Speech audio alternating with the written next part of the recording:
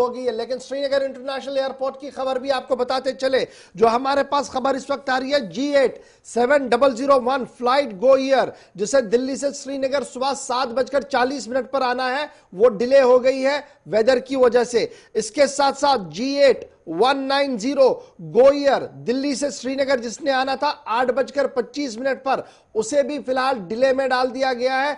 आगे कब शेड्यूल होगा अभी कोई बात नहीं है। एयर इंडिया 3425, एयर इंडिया की जो फ्लाइट दिल्ली से श्रीनगर 8:55 पर, यानी अब से थोड़ी देर बाद जिसने टेक ऑफ करना था, यहां से अराइवल पर आना था, वो भी फिलहाल डिले है। यानी सुबह मॉर्निंग की तीनों फ्लाइटें फिलहाल जो है वो डिले है। और इस तरीके से श्रीनगर एयरपोर्ट पर रश जो है वो लगातार बढ़ रहा है। और श्रीनगर एयरपोर्ट से जो डिपार्चर वाली फ्लाइट्स है जिन्हें बाहर आना था, उस हवाले से भी साफ कर दिया गया कि 8:10 वाली परवाज और 8:55 वाली फ्लाइट भी, यानी दोनों एयरपोर्ट्स में बात बता रहा हूं। दिल्ली एयरपोर्ट के मैंने आपको पहले बताया 3 फ्लाइट्स का स्टेटस, श्रीनगर एयरपोर्ट ने जो स्टेटस दिया है वो G8 7002 गो ईयर जो थी वो 8:10 पर डिले है जी। उसके साथ साथ G8 197 8:55 पर जिसने है वो भी फिलहाल डिले है।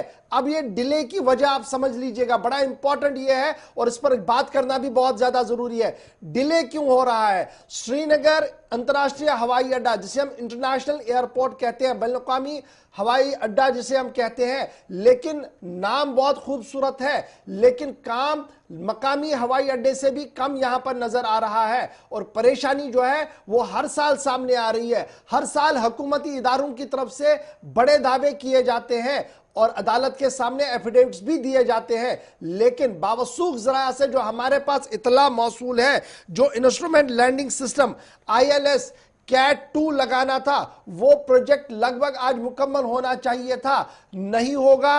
और अब यह काम नवंबर में शुरू होगा। जो बात हम पिछले 3 साल से सुन रहे थे कि एडवांस लैंडिंग सिस्टम लगाया गया, अब धुंध हो, परेशानी जो भी हो, मौसम जैसा भी हो, जहाज टो करेगा, रनवे क्लियर हो तो जहाज नीचे आएगा, उसको कोई परेशानी नहीं होगी। और इसके लिए एडवांस लैंडिंग सिस्टम जो है वो लगा दिया गया है। लेकिन सूरत हाल इस वक्त क्या है श्रीनगर एयरपोर्ट की कि कैट 1 लैंडिंग सिस्टम हमारे पास अवेलेबल है। और जब आप कैट 1 लैंडिंग सिस्टम की बात करेंगे तो उसके लिए विजिबिलिटी एक बड़ी मजबूरी होती है, और विजिबिलिटी इस वक्त कम होने की वजह से लगातार श्रीनगर एयरपोर्ट पर परवाजें कैंसिल होती है। पिछले 3 साल से यह रोना जा रहा है और लगातार उस वक्त की साबिका हुकूमत के दौर में ये एश्योरेंस से मिली, और उसके बाद लेफ्टिनेंट गवर्नर और गवर्नर साहब के टेन्योर में भी ये एश्योरेंस मिली कि ILS कैट 2 लैंडिंग सिस्टम जो है वो एयरपोर्ट पर लगेगा और बहुत जल्द लगेगा। उससे क्या होगा, अब आपकी फिर अगर ये सिस्टम लगता तो हमारे पास 300 350 से 500 मीटर की विजिबिलिटी अगर होती,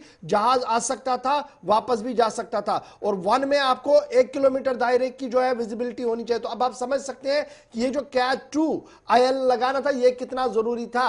लेकिन बावसूख जराया से जो हमारे पास खबर है वो ये है कि पिछले दिनों जब मीटिंग हुई थी 31 अगस्त 2020 को Indian air force, Indian authorities, airport authorities और स्टिंग मेंबर पार्लियामेंट के बीच में, तो यह मामला जेर बहस आया, तो उसमें इस बात का खुलासा पेश किया गया। अगरचे खबर को दबाया गया था, लेकिन अब खबर बाहर है कि इसको खुलासा किया गया था कि फिलहाल कैट 2 लैंडिंग नहीं लगेगी और यह नवंबर में लगेगी, नवंबर इस साल।